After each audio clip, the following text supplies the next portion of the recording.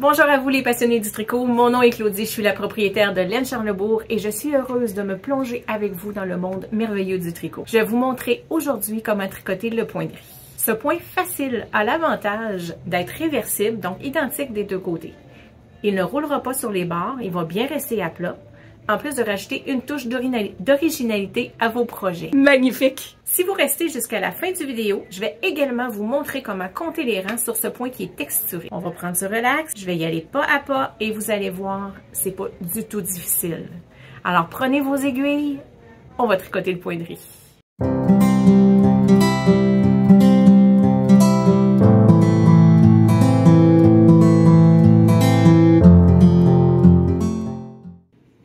Le point de riz peut se tricoter sur un nombre pair ou impair de mailles. De la façon que je vais vous le montrer, vous allez être capable, là, peu importe le nombre de mailles que vous avez, de vous repérer pour pouvoir le tricoter. Il peut se faire aussi en rond ou à plat. En rond, ça vous prend absolument un nombre pair, mais ici, je vous le montre à le tricoter à plat, donc ça n'a pas d'importance. On a le choix de commencer par une maille endroit ou envers. C'est à notre choix. Moi, j'aime ça commencer par une maille endroit.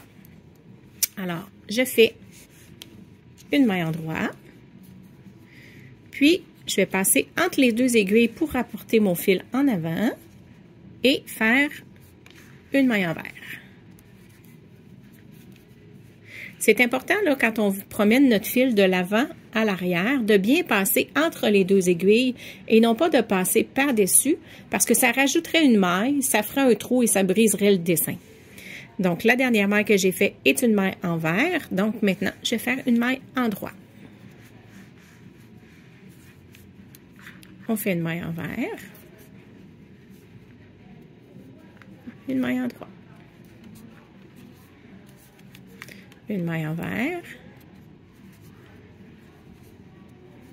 Une maille endroit. On continue à alterner nos mailles comme ça jusqu'à ce qu'on soit rendu à la fin du rang. On se retrouve là-bas.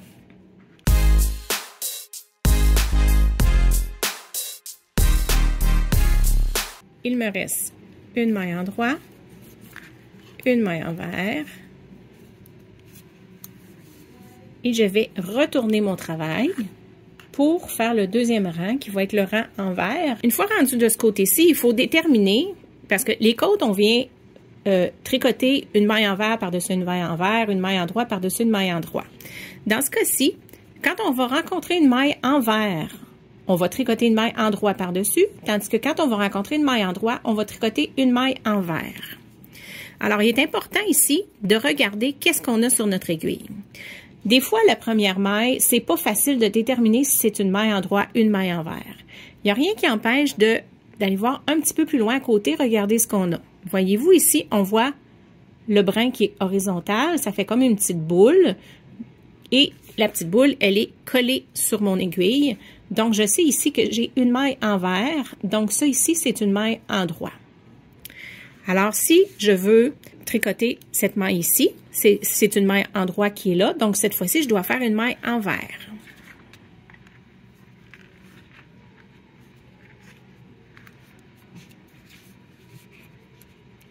Ici, j'ai une maille envers, donc je vais faire une maille endroit.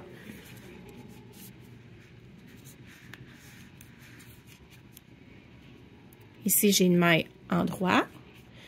On le voit bien, là, on voit le V, on voit qu'il n'y a pas de boule là, qui est proche de mon aiguille. Donc, j'ai une maille endroit. Cette fois-ci, je fais une maille envers. On dit qu'on contrarie nos mailles. J'ai une maille endroit, on voit bien la petite boule. La petite boule, elle est proche de mon aiguille. Donc, ce que j'ai ici, c'est une maille envers. Cette fois-ci, je vais tricoter une maille endroit.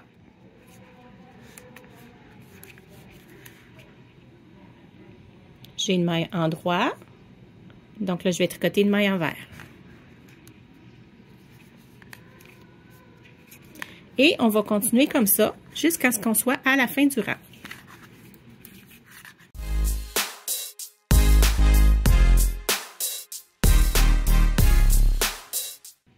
Alors, j'arrive à la fin du rang. Ma dernière maille est ici. Je fais une maille endroit. Comme vous voyez, on commence à voir là, le petit dessin qui est en train d'apparaître. Alors, encore une fois, On change de côté, on s'en va sur l'autre rang. Et on va analyser qu'est-ce qu'on a ici. Voyez-vous, ça ici, moi je le sais, c'est une maille en verre. Si jamais vous n'êtes pas certain, vous pouvez regarder la maille à côté. Voyez-vous, si je l'étire, on voit qu'il n'y a pas de boule là, qui est proche de l'aiguille. Donc, c'est une maille en droit. Encore une autre vérification, je vais voir l'autre à côté. Voyez-vous, quand je tire, la boule que je vois là reste proche de l'aiguille. Donc, ça, c'est en vert. Donc, par déduction, j'ai une en vert, j'ai une en droit, j'ai une en vert. Donc, si ici, c'est une maille en vert, ça veut dire que je vais la tricoter à l'endroit.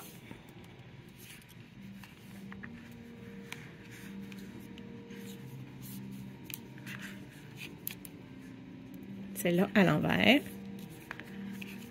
à l'endroit, à l'envers. Et vous continuez. Si vous arrêtez votre travail en plein milieu, vous le reprenez, vous savez plus où vous étiez rendu, c'est le même principe.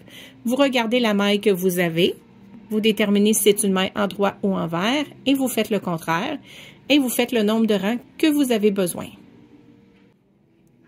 Alors, j'ai un carré de point de riz que j'ai tricoté et je veux compter le nombre de rangs que j'ai fait. C'est très facile. Comme vous pouvez voir ici, le point de riz est composé de bosses et, en fait, de mailles qui sont plus surélevées et de mailles qui sont plus en creux. Alors, ce qui est possible de faire, c'est de compter 1, 2, 3, 4, 5, 6. Donc, une bosse, c'est un rang. Un creux, c'est un autre rang. Alors, c'est facile à compter. Mais moi, la façon que je préfère, c'est d'y aller en diagonale. Parce qu'en réalité, cette bosse-là ici et cette bosse-là ici sont sur deux rangs différents. Donc, si je compte en comptant seulement les bosses, qui sont plus visibles que les creux, je fais 1, 2, 3, 4, 5, 6, 7, 8, 9, 10. Personnellement, je trouve que c'est plus facile.